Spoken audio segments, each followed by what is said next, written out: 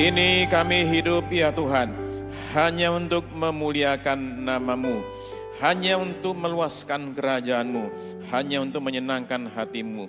Kini kami hidup ya Tuhan, sepenuhnya hidup kami dipersembahkan untuk-Mu saja ya Tuhan. Maka kiranya tangan Tuhan, firman Tuhan terus menuntun kami, sehingga kami tiba pada kehendak Tuhan yang sempurna bagi kami semua.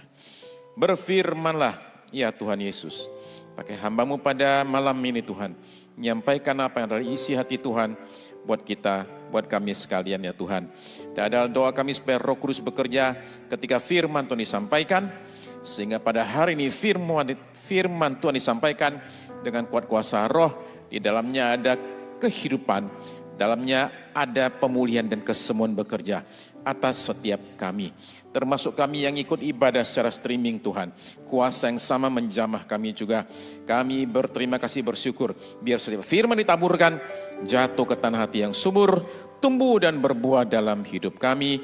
Dan kami tidak hanya semata-mata ingin mendengar firman saja, tapi mendengar dan melakukan apa yang kami dengar. Dalam nama, di atas segala nama, dalam nama Tuhan Yesus Kristus, Juru Selamat yang hidup, Raja yang kekal, kami berdoa terima semua jawaban doa kami ini. Amin, amin, haleluya. Silakan duduk, saudara sekalian semuanya, shalom. Saudara, saya sungguh senang ada di sini pada malam ini untuk berbagi sesuatu di firman Tuhan. Di tempat yang begitu indah, saudara sekalian.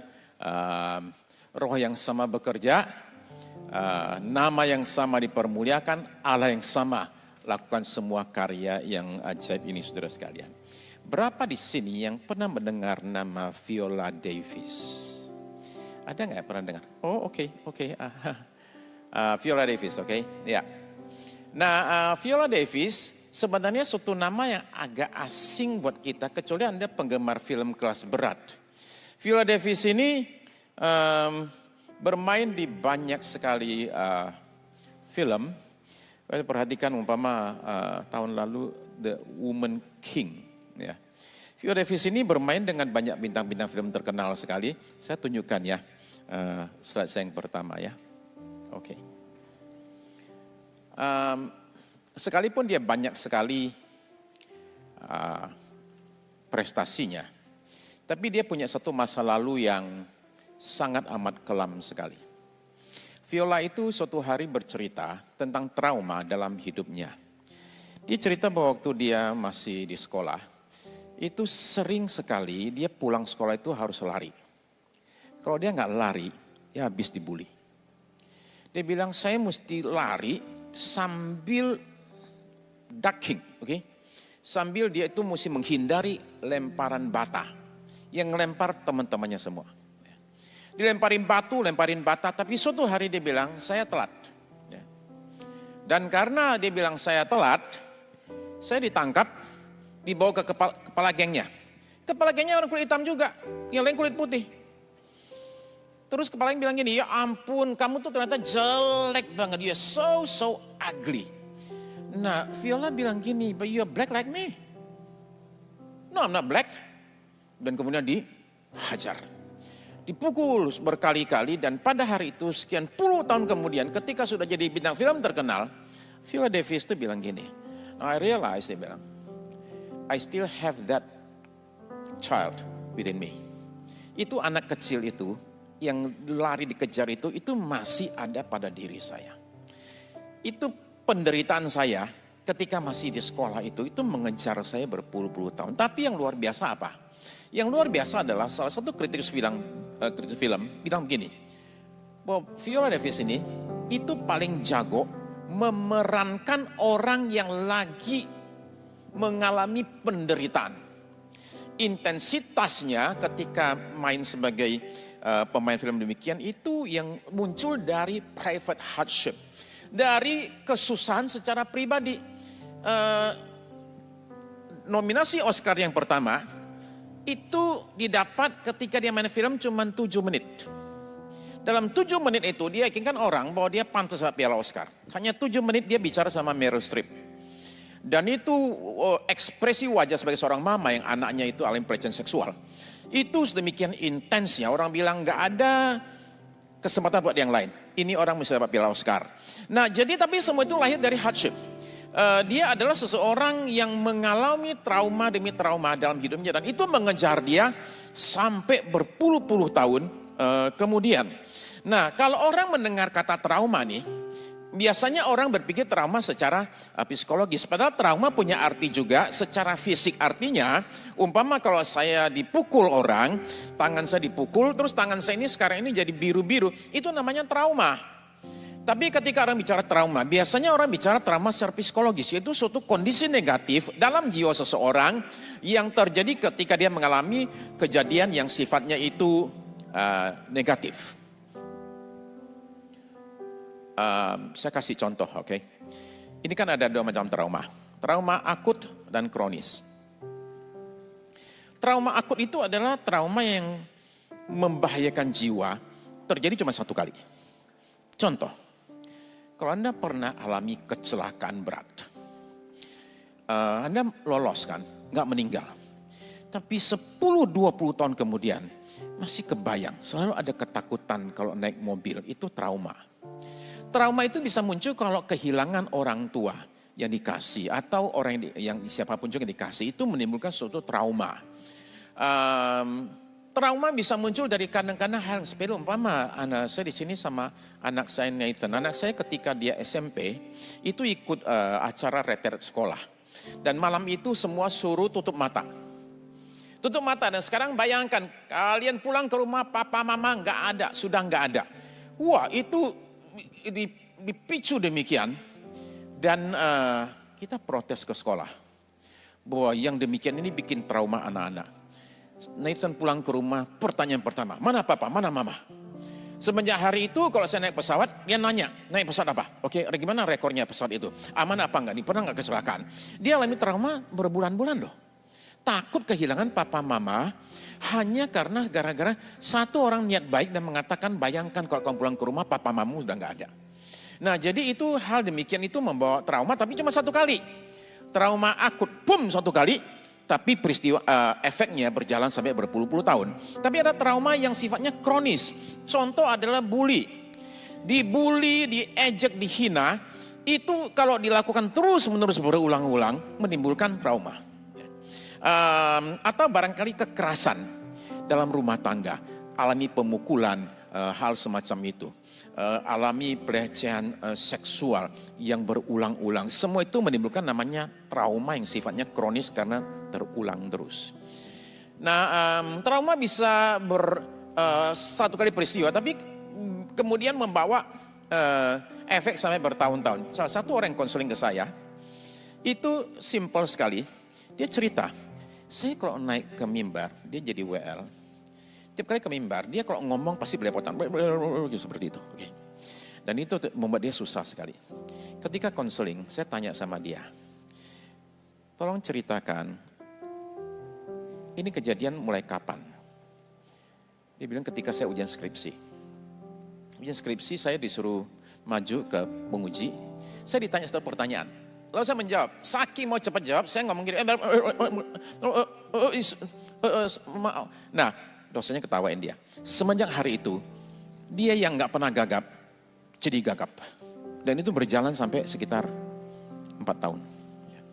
Sampai dia di konseling, dan ketika konseling, saya suruh dia tutup mata.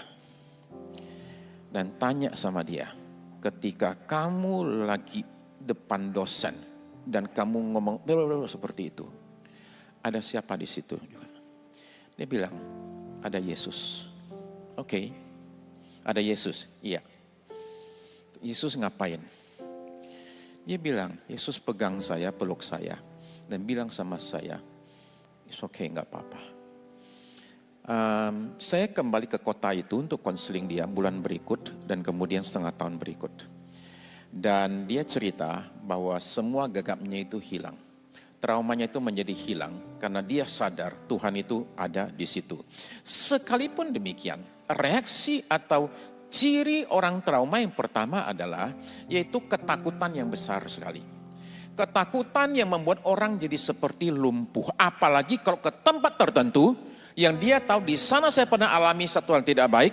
itu bisa muncul suatu perasaan takut yang kemudian disertai dengan biasanya itu tangan ini jadi basah dan jantung berdebar-debar. Seringkali orang seperti masaknya mau pingsan. Ya. Saya alami pelecehan seksual. Ketika saya masih kecil sekali, umur saya kira-kira 4 atau 5 tahun. Yang lakukan tetangga saya. Okay. Saya nggak tahu apa yang terjadi, masih kecil sekali. Yang jelas saya cuma ingat saya dibawa ke dokter. Ya. Saya mesti dirawat di dokter gara-gara apa yang terjadi oleh satu orang yang demikian kejinya, seorang pedofil. Ya. Nah, jadi saya kalau dulu ketemu sama dia itu jantung berdebar-debar. Ya, itu traumanya itu sedemikian rupa. Nah, ketika orang alami trauma, tolong pahami begini. Kalau traumanya berat itu artinya apa? Berat itu artinya mengganggu pekerjaan, pelayanan, hubungan. Yang demikian ini mestinya carilah seorang konselor atau seorang psikolog yang bisa menolong. Karena ada hal tertentu dalam hidup kita yang kita sendiri mesti ngaku, saya nggak tahu apa-apa, nggak bisa apa-apa. I need help. Saya perlu orang lain bisa menolong saya. Dan it's okay, nggak apa-apa sih menurut saya untuk kita mengatakan bahwa saya perlu pertolongan loh, saya punya masalah. Tidak usah malu dengan hal demikian, apalagi menyangkut situasi yang namanya mental health, entah trauma, depresi apapun juga. Sebab kalau kalian umpama ini tangan sakit nih ya, tangan sakit kayak gini, kita ngomong ke semua orang, tolong doain dong tanganku, ini nggak bisa balik nih ke belakang terus. Okay? Kita ngomong sama orang loh, doain dong. Tapi kita malu kalau kita punya masalah secara kejiwaan. Itu yang menurut saya tidak sehat. Sebab kita mestinya terbuka untuk pertolongan. Hal tertentu kita perlu pertolongan orang lain. Tapi dalam setiap kasus apapun juga, mari kita pahami bahwa peran Roh Kudus itu vital. Roh Kudus mesti ada dalam setiap apa yang terjadi. Saya kasih contoh, ada anak muda umur 17 tahun, namanya Yusuf. Kalau saudara baca cerita Yusuf, saya bacakan ya, Kejadian 37 ayat 1 sampai 4. Kejadian 37 ayat 1 sampai 4. Kejadian 37 ayat 1. Adapun Yakub, ia diam di negeri penumpangan ayahnya yakni di tanah Kanaan. Inilah riwayat keturunan Yakub. Yusuf tatkala berumur 17 tahun, jadi masih muda, biasa mengembalakan kambing domba bersama-sama dengan saudaranya, anak-anak Bilha dan Zilpa, kedua istri ayahnya. Dan Yusuf menyampaikan kepada ayahnya kabar tentang kejahatan saudara-saudaranya. Ayat 3. Israel lebih mengasihi Yusuf dari semua anaknya yang lain. Sebab Yusuf itulah anaknya yang lahir pada masa tuanya. Dan ia menyuruh membuat jubah yang maha indah bagi dia. Setelah dilihat oleh saudara-saudaranya bahwa ayahnya lebih mengasihi Yusuf dari semua saudaranya, maka bencilah mereka itu kepadanya dan tidak mau menyapanya dengan ramah. Baca kisah Yusuf selalu kita terkesan. Ini orangnya baik banget, super keren, ini orang yang gak pernah sakit hati, ini adalah orang yang jadi pahlawan keluarga. Itu gambaran kita dan sampai titik tertentu itu benar. Tapi di balik semua itu ada pergumulan tertentu secara kejiwaan yang menjadi pergumulan Yusuf. Sehingga saya katakan bahwa hidup Yusuf itu penuh drama dan penuh trauma. Traumanya apa? Saya coba tunjukkan. Nomor 1, keluarga berantakan. Broken family. Bayangin loh, papanya punya istri 4 loh. Ya. Dan 4 ini gak akur semua, berantem semua. Jadi ini keluarga yang sangat amat kacau sekali. Itu yang pertama. Yang kedua adalah dia tidak akur dengan saudara-saudaranya, abang-abangnya dalam hal ini. Ya. Nah ini semua karena apa nih jadi berantem sama saudara-saudaranya ini? Gara-gara bapaknya. Bapaknya nggak bisa jadi bapak, pilih kasihnya menonjol banget. Yusuf itu dikasihkan jubah, kata Alkitab maha indah. Yang lain yang bolong-bolong aja deh. Yusuf beda sama yang lain. Yusuf ini kesayangan papi soalnya, oke. Tapi juga itu salahnya Yusuf sendiri. Kenapa? Dia tukang lapor soalnya. Abangnya nakal dikit lapor, itu situ tuh Ruben tuh. Nah begitulah dia tukang lapor. Nah udah gitu dia itu nggak bisa jaga mulut. Ada hal tertentu dikasih tahu untuk kamu aja. Enggak, dia ceritain semua. Saya mimpi kalian semua jadi anak buah saya. Itulah orang ini demikian sehingga terjadilah bentrok antara saudara. Kemudian yang ketiga adalah dia alami kekerasan fisik dari saudara-saudaranya dan kekerasan mental. Dia itu mau dibunuh tapi Ruben bilang gini, jangan bunuh. Masa ini kan adik kita sendiri. Udah kita jual dia aja. Akhirnya dia dijual sebagai budak. Nah, kita kira kan tahu nggak? Kayak apa sih orang dijual sebagai budak? Budak zaman dulu adalah itu kupingnya itu dibolongin sebagai tanda bahwa orang ini adalah milik orang lain. Bukan hanya itu, budak itu artinya kehilangan masa depannya, kehilangan nyawanya, hidupnya semua kehilangan. Kalau dia kawin dan punya anak, anaknya juga budak, punya yang punya dia. Jadi semua hidupnya udah nggak ada masa depan, nggak ada apa-apa. Jadi budak itu dulu itu parahnya bukan main. Nah ini sekarang dijual sebagai budak, trauma. Tapi berikutnya traumanya adalah ketika dia itu dimasukkan ke penjara karena fitnah dari seorang bernama istri Potifar. Jadi hidupnya penuh dengan drama, penuh dengan trauma. Nah kemudian dia jadi penguasa di Mesir. Jadi orang hebat, sukses, menikah, punya anak. Everything seems to be okay, kecuali satu hal yang coba kalian pikir baik-baik. Orang ini kan anak kesayangan papi. Ketika dia jadi Perdana Menteri di Mesir, kenapa selama 10 tahun dia tidak pernah cari papinya? Orang kalau sukses, yang pertama kasih tahu siapa? Papa saya dikasih tahu supaya papa saya bangga. Ini diam sama sekali nggak kasih tahu. Padahal dia bisa kirim orang, kamu ke kampung saya di sana, cari papi saya, bawa ke sini, naik kereta yang paling mahal, kasihin dia Rolls Royce. Ini enggak, kenapa enggak? Simple, dia takut hadapi saudara-saudaranya. Dia masih hidup dalam trauma. Nah problemnya begini, dia tidak datangi mereka, mereka datangin dia. Dia enggak nyari mereka nyari dia. Dan ketika mencari mereka cari dia, itu ada sesuatu yang penting mengenai trauma yang coba kita baca ya. Kejadian pasal 42 ayat 21 sampai 24. Ini ketika mereka datang, Yusuf bilang gini. Oh, dia kenal. Ini abang-abang saya nih. Tapi Yusuf mereka nggak kenal karena dia berubah dan pakai baju pembesar Mesir, udah gaya Mesir. Ini semua nih yang dulu ngerjain gua nih. Sekarang ini dia kesempatan. Maka dia kerjain mereka. Ini sekarang mau pencuri semua, mau nyuri, mau nyolong nih. Enggak, kita enggak orang baik-baik. Enggak mungkin, bohong kalian semua. Dimasukin ditahan selama 3 hari. Nah selama 3 hari itu kemudian mereka muncul di depan Yusuf bilang begini, ayat 21. Mereka berkata seorang kepada yang lain, betul-betullah kita menanggung akibat dosa kita terhadap adik kita itu. Siapa maksudnya? Yusuf. Bukankah kita melihat bagaimana sesak hatinya ketika yang memohon belas kasihan kepada kita, tetapi kita tidak mendengarkan permohonannya. Itulah sebabnya kesesakan ini menimpa kita. Kita sekarang dikerjain orang ini nih, yang satu ini nih, itu gara-gara kita semua kemarin jahat loh sama si Yusuf. Nggak tahu itu Yusuf lagi dengerin. Nah, ya udah parah loh kemarin loh. Terus Ruben bilang gini, makanya saya kemarin bilang kan kalian gak boleh, kalian sih jahat, lu yang gebukin dia dulu kan. Enggak, gue cuma mukul 1 kali, lu mukul 2 kali. Demikianlah mereka bicara demikian, istilah kita trauma ulang. Semua kejadian yang dulu dia coba hindari, sekarang ngejar dia. Lalu kemudian perhatikan apa efeknya. Tetapi mereka tidak tahu bahwa Yusuf mengerti perkataan mereka, sebab mereka memakai seorang juru bahasa. Ayat 24. Maka Yusuf mengundurkan diri dari mereka lalu menangis. Perdana Menteri masuk kamar nangis. Kenapa? Kurang ajar mereka orang-orang ini. Tega-teganya lagi cerita kayak gitu. Benar dulu dia yang mukul ini sini. Trauma ulang. Jadi kita temukan bahwa dia 3 kali nangis.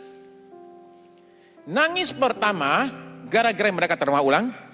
Nangis kedua, lihat Benyamin, adik satu mama. Nangis ketiga, ketika mengampuni mereka. Nah jadi dari kejadian ini kita menyadari bahwa orang ini benar-benar belum pulih sama sekali. Nah lalu bagaimana pemulihan kita yang dilakukan oleh Yusuf juga. Mari saja kita melihat Filipi pasal 3 ayat 13 sampai 14. Filipi 3 ayat 13 sampai 14. Paulus di sini mengajar kita satu hal yang penting dalam hidup ini. Jikalau kita mau maju, Maka ini yang harus kita perbuat. Saudara-saudaraku sendiri tidak menganggap bahwa aku telah menangkapnya, tetapi inilah yang kulakukan. Aku melupakan apa yang telah di belakangku dan mengarahkan diri kepada apa yang di hadapanku dan berlari-lari kepada tujuan untuk memperoleh hadiah, itu panggilan surgawi dari Allah dalam Kristus Yesus. Nomor 1, lupakan yang sudah lalu. Saudara-saudara, aku melupakan apa yang telah di belakangku. Itu langkah 1. Kita ini perlu sadar. Semua kita seperti Yusuf adalah produk masa lalu. Kita ini jadi sekarang jadi kayak gini nih, itu karena apa? Karena masa lalu. Masa lalu mempengaruhi kita sedemikian rupa. Nah, tapi masa lalu itu adalah masa lalu. Masa lalu bisa dimulai 1 jam yang lalu, itu masa lalu. Setengah jam lalu itu masa lalu. Masa lalu adalah 10 tahun lalu, 20 tahun lalu. Taruhkan masa lalu di masa lalu. Banyak orang terperangkap di masa lalu. Umpama saya cerita tentang Noble Dos. Noble Dos ini adalah salah satu dari pemain sepak bola Amerika dari klub di Texas University. Mereka itu ranking 1 secara nasional. Tapi Noble Dos ini menjadi terkenal karena satu hal. Suatu hari dia tangkap satu bola yang mestinya nggak bisa ditangkap. Ini yang disebut dengan istilah the impossible catch. Tangkapan yang mustahil. Nggak mungkin dia bisa tangkap, dia lompat ke belakang, tangkap bolanya. Dia jadi legend. Wajah muncul di majalah Life, menikah keluarga baik-baik semuanya, hidup oke semua. Tapi suatu kali Noble Dos ini megang bola, antara dia dengan gawang gak ada pemain. Cuman dia aja, tinggal lari gol mereka menang. Tapi ketika lari, dia punya tangan licin, bola jatuh. Gara-gara jatuh, lawan ambil bola, gol. Mereka kalah. Orang ini punya 2 memori. 1, impossible catch, hebat. 2, lepasin bola, tim jadi kalah. Yang mana yang dia ingat? Dia gak pernah ingat yang satu ini. Gak pernah. 50 tahun berikut. Texas University itu selalu ada pelatih baru datang. Ya, tiap berapa tahun sekali pasti ada pelatih baru datang. Tiap kali pelatih baru datang, Noble Dos akan ke lapangan. Perkenalkan diri. My name is Noble Dos and I was the one who lost the ball. Kasian ya. Karena habis ngomong gitu, dia nangis. Terisak-isak kayak anak kecil. Bayangin ya, orang sudah tua loh. Sudah 50 tahun berlalu, semenjak bola itu jatuh. Selama 50 tahun, dia tiap malam menghukum dirinya sendiri. Selama 50 tahun, tiap kali cerita saya Noble Dos yang dulu, lost the ball, miss the ball. Tiap kali ngomong gitu, air matanya seperti kayak anak kecil nangis ya. Kasihan bukan main. Ya. Nah, perhatikan Yusuf ya. Oke. Nangis kayak anak kecil. Ya. Coba perhatikan sekarang Kejadian 41 ayat 50 sampai 52. Kejadian 41 ayat 50 sampai 52. Ini tanda dia nggak lupa dengan traumanya. Sebelum datang tahun kelaparan itu, lahirlah bagi Yusuf 2 orang anak laki-laki yang dilahirkan oleh Asnan anak Potifera imam di On. Yusuf memberi nama Manasye kepada anak sulungnya itu sebab katanya, dari kata Nasaya, Allah telah membuat aku lupa sama sekali kepada kesukaranku dan kepada rumah bapakku. Jadi Manasye itu artinya lupa. Apa yang dia lupa? Dia lupa dengan 2 hal. Dia lupa dengan kesukarannya dan dengan rumah bapaknya. Saya mau tanya, itu lupa apa enggak? Atau enggak lupa? Oh, saya udah lupa sama semua itu rumah papa saya tuh yang di kampung itu ya. Oke. Saya udah lupa. Dia enggak lupa, dia ingat. Buktinya apa? Anak kedua. Oke. Dan kepada anaknya yang kedua diberinya nama Efraim sebab katanya Allah membuat aku mendapat anak dalam negeri kesengsaraanku. Orang ini sudah sukses, berhasil jadi Perdana Menteri, sudah menikah, punya anak 2, dia tetap bilang, ini negeri kesengsaraan saya menderita di sini. Kenapa menderita? Traumanya belum beres. Jadi akhirnya menemukan pelepasannya itu, kapan? Ketika suatu hari Dia panggil mereka kumpul semua dan dia bilang gini, akulah Yusuf. Nah, waktu dia ngomong gitu, saudara perhatikan apa yang terjadi. Ya, saya coba ajak kita melihat di dalam Kejadian pasalnya yang ke-45. Di Kejadian pasal yang ke-45, di dalam ayat yang 1, itu dikatakan begini. Kejadian 45 ayat 1. Ketika itu Yusuf tidak dapat menahan hatinya lagi di depan semua orang yang berdiri di dekatnya. Lalu berserulah ia, suruhlah keluar semua orang dari sini. Maka tidak ada seorang pun yang tinggal di situ bersama-sama Yusuf ketika ia memperkenalkan dirinya kepada saudara-saudaranya. Setelah itu menangislah ia keras-keras sehingga kedengaran kepada orang Mesir dan kepada seisi istana Fir'aun. Bayangkan, satu istana heboh. Dia nangis saking kerasnya, orang nanya, ada apa itu? Kenapa nangisnya begitu keras? Karena pada momen itu kesembuhan terjadi. Pada momen itu maka dia melupakan apa yang sudah lalu. Kadang-kadang mengampuni itu berat. Kadang-kadang mengampuni itu bisa menyakitkan. Kenapa? Karena saat kita mengampuni, kita bilang, saya mulai sekarang tidak berhak lagi jelek-jelekin kamu. Saya mulai sekarang gak berhak lagi cerita ke semua orang tentang kesalahan kamu. Itu kadang-kadang bikin sedih. Dan itu kadang-kadang jadi berat, saudara sekalian. Nah, jadi saudara bisa menemukan bahwa akhirnya dia lepas dari traumanya. Sebab kita punya bukti. Kejadian 50 ayat 19 sampai 21. Kejadian 50 ayat 19. Tetapi Yusuf berkata kepada mereka, janganlah takut sebab aku ini pengganti Allah. Memang kamu telah mereka-rekakan yang jahat terhadap aku. Tapi Allah telah mereka-rekakannya untuk kebaikan dengan maksud melakukan seperti yang terjadi sekarang ini. Yakni memelihara hidup suatu bangsa yang besar. Jadi janganlah takut. Aku akan menanggung makanmu dan makan anak-anakmu juga. Demikianlah yang menghiburkan mereka dan menenangkan hati mereka dengan perkataannya. Dia bilang sama saudara-saudaranya, gini loh, oke. Saya sekarang baru ngerti, kalian kan bermaksud jahat sama saya. Tapi oleh Tuhan diubahkan menjadi kebaikan. Jadi jangan takut, saya nggak akan apa-apain kalian saya tanggung makan semua, satu bangsa saya pelihara. Nah ini orang yang bisa melupakan yang sudah lalu. Dia bisa ingat sekarang tanpa ada suatu hal sifatnya emosional. Nah jadi orang mesti belajar untuk lupa. Lupakanlah masa lalu. Tapi apa yang dilupakan ini? Yang dilupakan itu bisa berbentuk umpama trauma luka yang terjadi dalam hidup kita. Ada orang memfitnah kita. Lupakan. Ada orang menipu kita. Entah uang, entah yang lain. Lupakan. Ada orang bully kita, lupakan.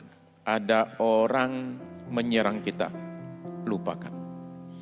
Jenderal Robert Lee, itu panglima tentara selatan ketika Amerika perang dunia, perang saudara. Suatu hari dia datang ke rumah satu orang tua, perempuan janda, yang tunjukkan sama Jenderal Lee. Lihat ini pohon kesayangan saya, hancur ditembakin, nangis gara-gara pohon. Lihat itu daunnya, bolong-bolong, ditembakin, nangis lah. Apa kata Jenderal Lee? Bu, tebang pohonnya bakar. Kayak gitu ditangisin berbulan-bulan gitu loh. Ada hal tertentu gak usah ditangisin, udah let go aja.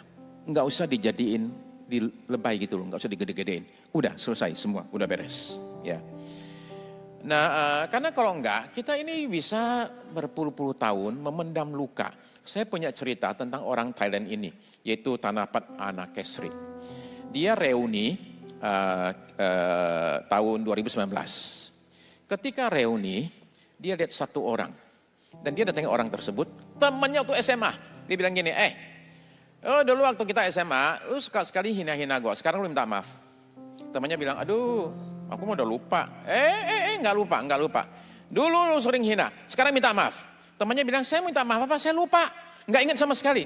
Dikeluarin pistol. Minta maaf sekarang.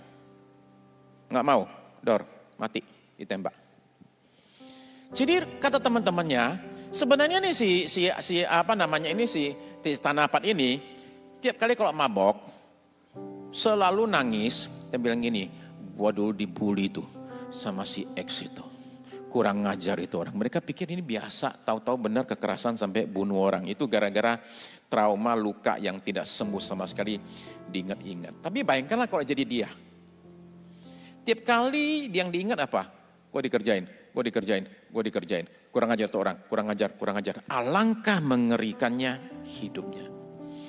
Itu namanya hidup dalam neraka, sekalipun belum masuk neraka. Sudah hidup dalam neraka. Apa yang mesti dilupakan lagi? Kesalahan dan kegagalan dalam hidup ini. Lupakan saudara sekalian, kesalahan, kegagalan. Banyak hal kita belum tuntas, ya ada saja. Tapi semua orang pernah gagal, semua orang pernah salah. Nah, saya bicara soal lupa. Jadi lupa adalah bisa mengingat suatu kejadian tanpa muncul perasaan negatif. Umpama saya sekarang cerita, tadi saya cerita tentang saya alami pelecehan seksual. Saya dulu ketika cerita dulu waktu sebelum saya kenal Tuhan Yesus, saya gemetaran loh. Sekarang nggak ada efek sama sekali. Itu namanya sembuh. Saya sembuh bukan sekarang, saya sembuh ketika saya terima Yesus 30 sekian tahun lalu. Saya berubahnya di situ, alami kesembuhan dari Tuhan. Jadi belajar untuk mengampuni, itu cara untuk melupakan trauma masa lalu dan hal masa lalu. Ampuni, berdamailah dengan Tuhan, berdamailah dengan orang lain, berdamailah dengan diri sendiri, dan berdamailah dengan masa lalumu. Masa lalu jangan diajak berantem, gak bakal menang. Nggak bakal bisa diapa-apain. Masa lalu itu masa lalu, hanya bisa diterima dan dihargai. Ya, oke, itu satu ya. Sekarang yang kedua. Langkah kedua adalah Paulus itu mengajar kita untuk melihat ke depan.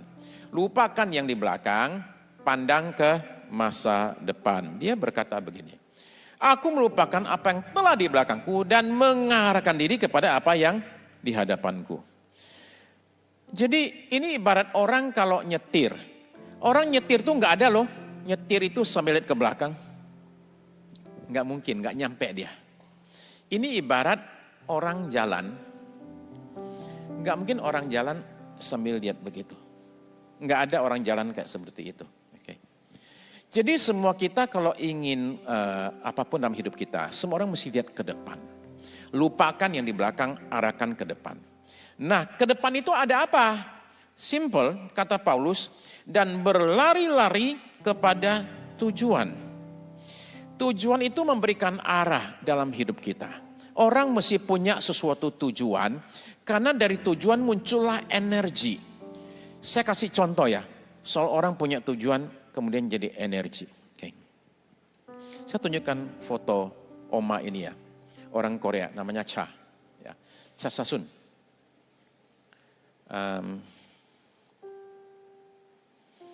Cha ini lagi happy karena dia lagi pegang SIM-nya. Dia tunjukin SIM-nya, dapat SIM dia itu. Ya. Mau tahu nggak berapa kali dia ujian untuk dapat SIM-nya? 960 kali. 3,5 tahun. 3,5 tahun. Setiap minggu, Senin, Selasa, Rabu, Kamis, Jumat, ujian SIM gagal total. Minggu depan nongol lagi. Senin, Selasa, Rabu, Kamis, Jumat, ujian SIM gagal total selama 3,5 tahun. 960 kali dia pergi ke sana terus. Kenapa? Dia punya tujuan soalnya.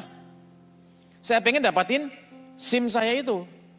Nah, ini adalah contoh ya, bagaimana tujuan itu adalah penting buat kita. Sebab yang paling susah kita jalanin adalah kalau orang dalam hidup ini tidak punya tujuan. Pernah nggak kalian dengar tentang ini final Piala Dunia antara Indonesia lawan Brasil? Belum tahu ya? Oke, iya. Jangan skeptis ya, mujizat masih ada. Jadi ceritanya lawan Indonesia tuh semuanya itu pas jalan ke final itu semua sakit perut. Oke, jadi Indonesia melenggang terus sampai ke final ketemu sama Brasil. Babak pertama ya. Pemain Indonesia 11 orang berdiri di gawang, nggak mau pergi-pergi. Berdiri aja di situ, oke. Brasil menguasai bola, nembak terus nggak masuk satupun, oke. Sebagian pemain Indonesia malah bergelantungan di tiang, oke, jadi aman semua tiang, itu nggak bisa jebol gawangnya itu. Jadi babak kedua Brasil bilang gini, ini kok kayak gini terus 0-0 selama-lamanya nih. Ya udah kita minta sama wasit, tolong gawangnya dihilangin supaya pemain Indonesia nggak bisa berdiri depan gawang. Oke, jadi babak kedua wasit bilang kita main lagi tapi sekarang nggak pakai gawang. Sepak bola nggak pakai gawang. Baru 5 menit, oke. Itu pemain Brasil itu, Neymar bilang gini, kita pulang aja, kasih dia orang bola, biar menguasai bola. Menguasai bola pemain Indonesia, tapi nggak ada gawang.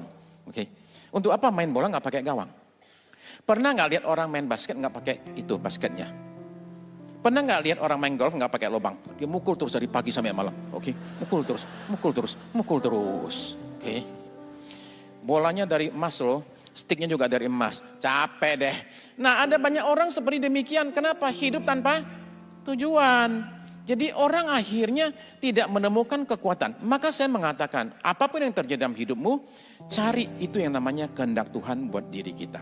Nah, tapi kehendak Tuhan secara simpel apa sih tujuan Tuhan buat kita semua? Coba kita baca satu ayat ya. Filipi 1 ayat 20. Filipi 1 ayat 20. Filipi 1 ayat 20, sebab yang sangat kurindukan dan kuharapkan ialah bahwa aku dalam segala hal tidak akan beroleh malu, melainkan seperti sedia kala. Demikian pun sekarang, Kristus dengan nyata dimuliakan di dalam tubuhku, baik oleh hidupku maupun oleh matiku.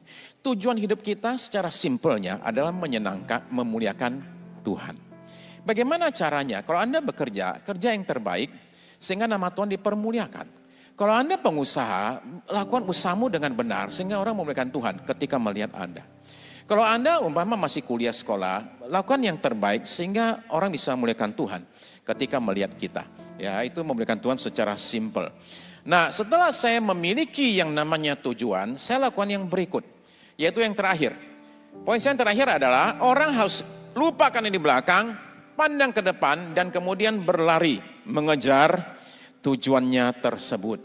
Nah, kata berlari ini terjemahan yang kurang bagus, sebab kata ini dalam bahasa Yunaninya dioko, itu adalah mengejar sedemikian rupa, mengejar yang seperti polisi ngejar penjahat.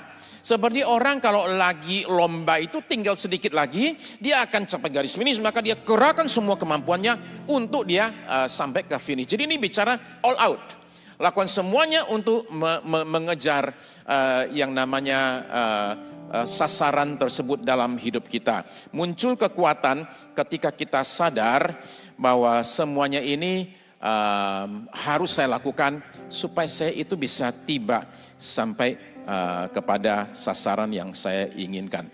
Jadi kerahkan semua kemampuanmu untuk kejar hal tersebut. Ya. Saya tunjukkan anak-anak saya Nathan ini, dia baru saja selesai sekolah. Sebelum ini dia sekolah di satu sekolah namanya Jakarta International School. Ketika dia sekolah di JIS, habis dia sekolah, terus saya ada bilang begini, Dek, nanti kalau kamu ke Monash, itu kampusnya Clayton itu lumayan loh, itu 1 jam loh dari kota loh. Udah musim dingin banget loh. Tahan nggak? Kalau gini musim dingin? Nggak deh. Bisa nggak pindah ke kota? Boleh. Asal Melio, nggak boleh RMIT. Oke. Ya bolehlah, Melio lah. Tunggu dulu. Melio itu nilai 75 minimal, baru boleh pindah. Kalau nggak bisa. Masalahnya ketika dia dapatkan rapornya 2016, ini hasilnya seperti begini. Oke, saya tunjukin ya. Di slide berikut nilainya ya. Nilainya Nathan itu ketika dilihat tuh dia nomor 24 dari 33 orang. Aduh, saya pusing deh. Gimana caranya ini? 24. Jadi saya bilang sama Nathan, 75 ya bisa nggak? Bisa. Tahun berikut ini nilainya ya. Oke, rankingnya. Jadi nomor 1 dalam setengah tahun. Jadi saya tanya, ini benar kan tahun lalu 24 kan? Benar. Tahun ini nomor 1. Oke, apa penyebabnya? Kenapa bisa begitu? Jawabnya begini. Give me a reason. Just give me a reason. Kasih saya alasan kenapa saya mesti kerja keras. Aduh Tuhan Yesus, bukankah tugasmu sebagai mahasiswa, kamu kerja keras. Dia minta alasan lagi. Give me a reason. Kenapa saya mesti kerja keras? gini ya, 75 itu yang bikin dia selesai ujian nih. Saya masuk kamarnya, dia lagi liatin laptop, dia lagi nyatet. Saya bilang, ya baru selesai ujian tadi siang kan?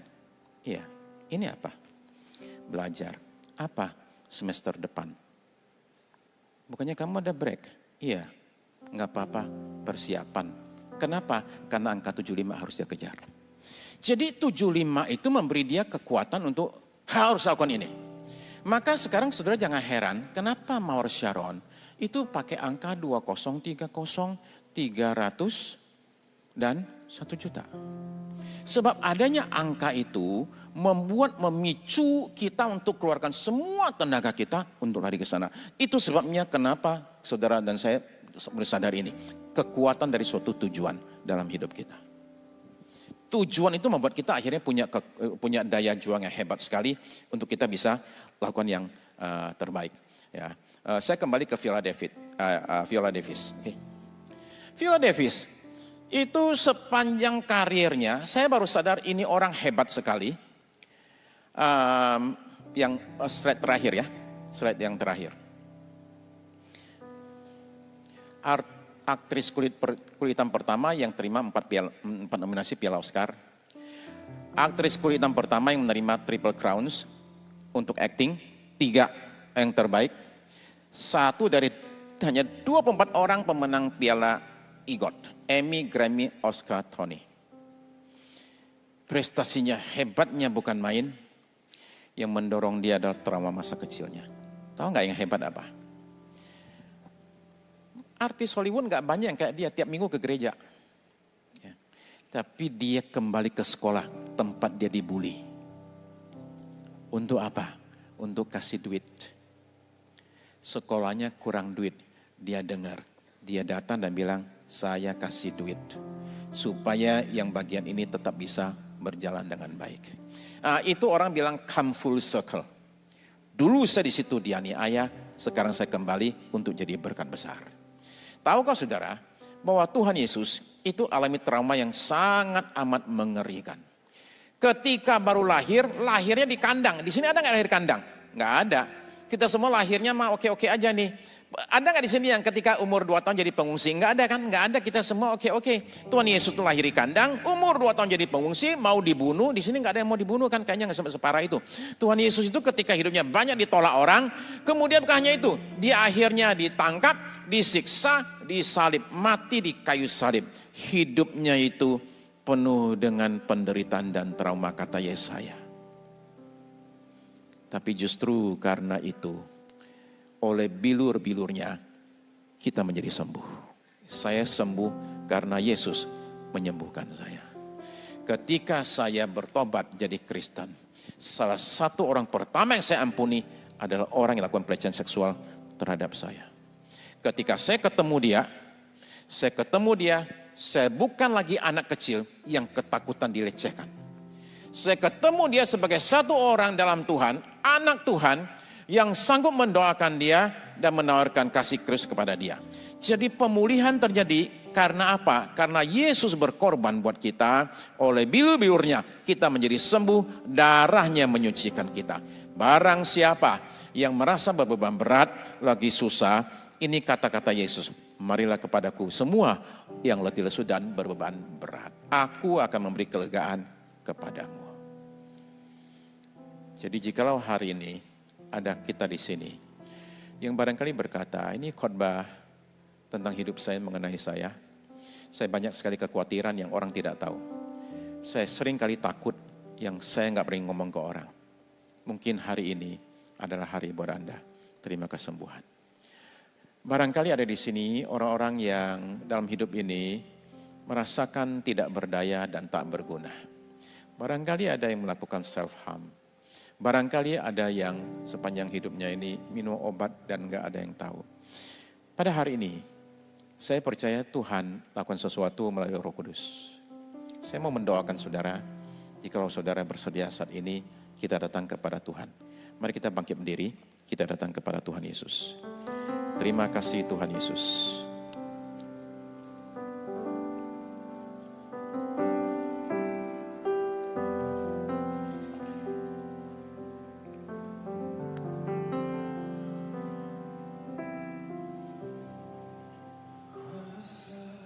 Dari tempat maha tinggi, Bapa kekal mulia, Kau hadir di sini, memulihkan hati, menyembuhkan yang terluka, bukan tenang bersamamu Bapa.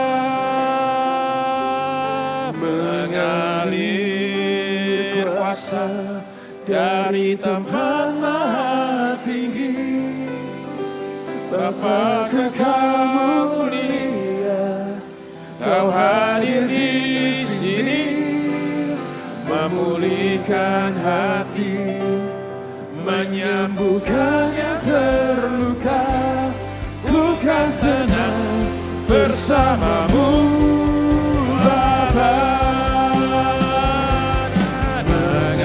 Mengalir kuasa dari tempat maha tinggi, Bapa kekal mulia, Kau hadir di sini, memulihkan hati, menyembuhkan yang terluka, bukan tenang bersamamu Bapa.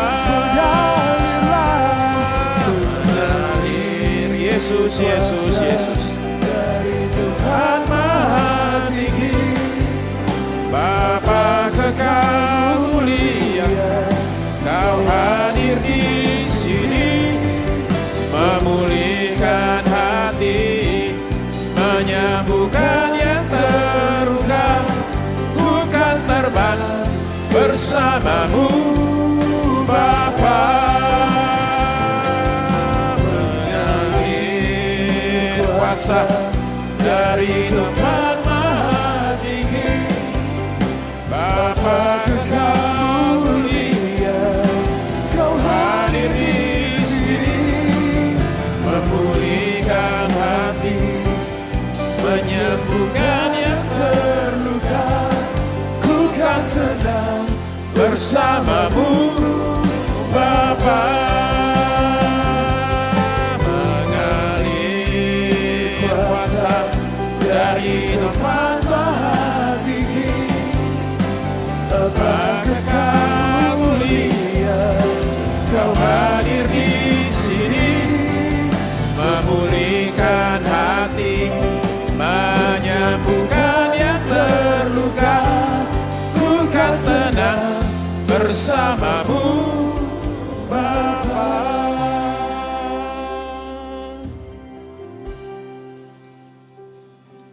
Ketika saya berumur 23 tahun, saya pertama kali datang ke gereja.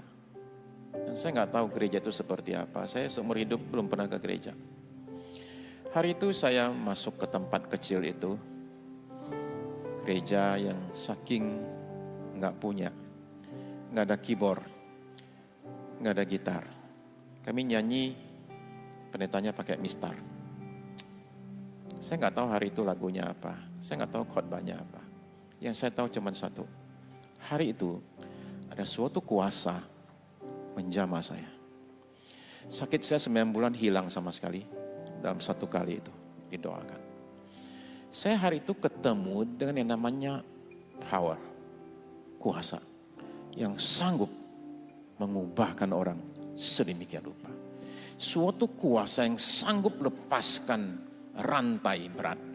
Suatu kuasa yang sanggup untuk menyembuhkan depresi berat 9 bulan. Saya ketemu dengan kuasa. Karena itu saya percaya kuasa itu ada.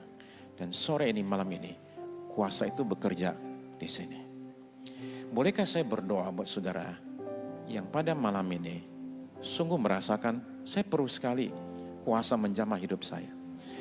Saya perlu Yesus berkarya dalam diri saya untuk mengubahkan kesedihan saya menjadi sukacita. Saya selama ini banyak murung, Dan saya nggak tahu mesti gimana. Saya ingin Yesus mengubahkan diri saya.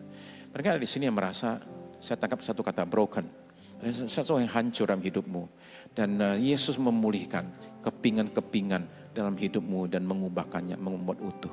Jikalau ada, bolehkah saya berdoa buat saudara? Jikalau ada saudara yang merasa perlu didoakan, boleh tidak saya lihat tangannya diangkat sebagai tanda, bukan buat saya tapi buat Tuhan. Jikalau ada yang merasa saya perlu sekali didoakan, boleh angkat tangannya, saya mau berdoa jikalau ada. Terima kasih Tuhan Yesus. Lihatlah setiap tangan yang diangkat di ruangan ini Tuhan. Dari sorga Tuhan melihat dan tahu persis siapa orangnya, berdiri di mana, apa yang menjadi masalah kami. Jadi hamba berdoa, Tuhan, kuasa yang 30 tahun lalu menjamah hambamu, yang mengubahkan hidup hamba, lepaskan hamba dari sakit penyakit, dari segala kesusahan kemalangan. Kiranya kuasa yang sama bekerja pada hari ini menjamah tangan-tangan yang diangkat. Lepaskan berkat dan kuasa-Mu Tuhan atas mereka yang hari ini memberi tanda kepada Tuhan dengan angkat tangan mereka. Dalam nama Yesus hamba berdoa, kiranya kuasa itu bekerja, memulihkan hidup kami, mengubahkan hidup kami, menjadikan hari depan kami penuh dengan pengharapan, penuh dengan kemuliaan. Tuhan campur tangan atas hidup kami dan mengubahkan segala-galanya. Terima kasih buat semuanya ini Tuhan, lepaskanlah berkat-Mu saat ini malam ini atas kami sekalian. Jika ada saudara-saudara yang merasa perlu didoakan secara khusus, kalau saudara mau bersedia maju ke depan, kita akan mendoakan saudara secara khusus melalui penumpangan tangan. Jikalau ada, boleh saya lihat saudara yang siap untuk maju ke depan, kita akan berdoa buat saudara-saudara yang perlu didoakan. Silakan maju ke depan dan kita akan berdoa buat saudara sekalian. Malam ini momennya mungkin gak terulang lagi. Majulah kalau saudara merasa saya perlu maju malam ini. Saya perlu zaman Tuhan. Saudara-saudara merasa saya perlu maju, maju saja, maju saja. Ini momen kesempatan buat dirimu alami satu lawatan Tuhan dalam hidupmu. Tuhan Yesus terima kasih buat setiap anak-anak muda yang maju ke depan pada malam ini Tuhan. Mereka yang mengaku mereka perlu Tuhan, mengaku perlu jamahan-Mu, ulurkan tangan-Mu dan lakukan karya-Mu Tuhan. Terima kasih Tuhan buat kesembuhan pemulihan ini. Terima kasih buat jamahan Tuhan yang Tuhan nyatakan atas anak-anak muda ini. Di dalam nama Yesus kuasa Tuhan mengalir atas mereka sekalian. Terima kasih Tuhan. Kuasa dari tempat maha tinggi, Bapa Kekal mulia, Kau hadir di sini, memulihkan hati, menyembuhkan yang terluka, buka tenang bersamamu Bapa. Mengalir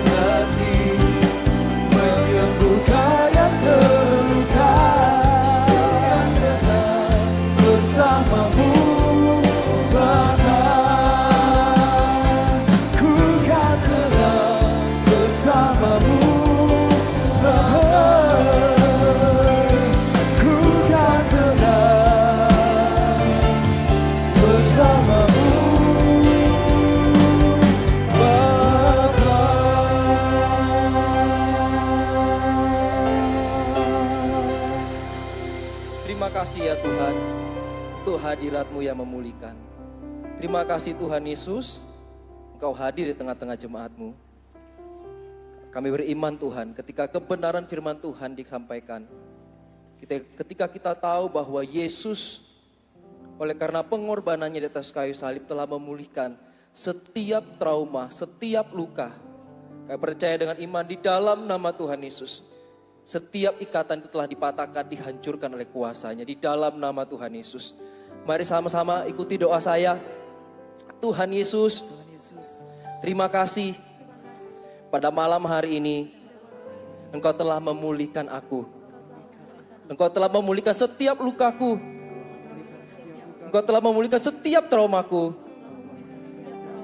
Dan mulai malam hari ini saya akan menjadi manusia baru yang telah dipulihkan, yang telah disembuhkan, yang siap menata masa depan dan berlari pada tujuan ilahi. Di dalam nama Tuhan Yesus, amin. Berikan sorak-sorai meriah bagi Tuhan kita.